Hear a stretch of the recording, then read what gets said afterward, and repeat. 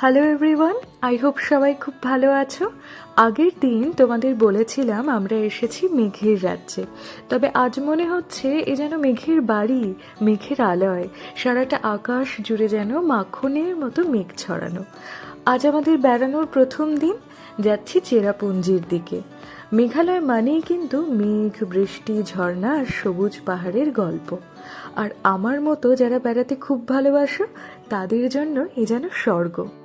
সবুজে মোড়া দিগন্ত বিস্তৃত ভ্যালির সাথে কম্বিনেশন করা নীল পাহাড় থেকে নিজের দু চোখের সাথে ক্যামেরার চোখ সরানো যেন বড্ড কঠিন। এরই মধ্যে এসে পৌঁছলাম ইন্ডিয়া আর বাংলাদেশের বর্ডারে।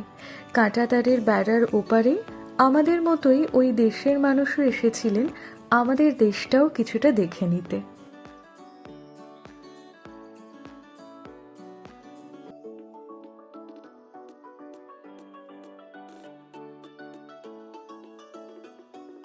প্রায় 2.5 থেকে 3 ঘন্টার জার্নি করে আমরা পৌঁছলাম চেরাপুঞ্জি।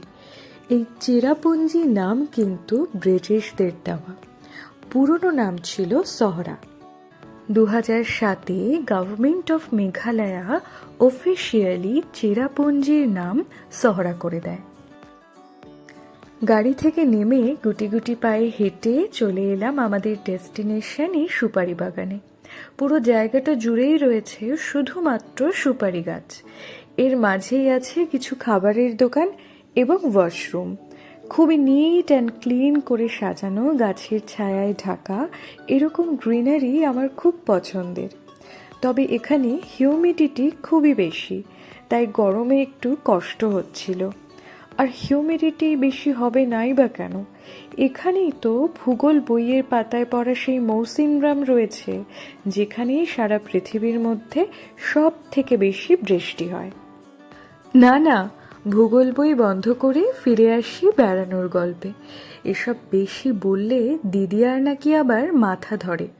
বই বন্ধ করার কথায় দেখুন কেমন হাসি মুখে হাত নাড়ছে। এই হলো ডাউকি নদী।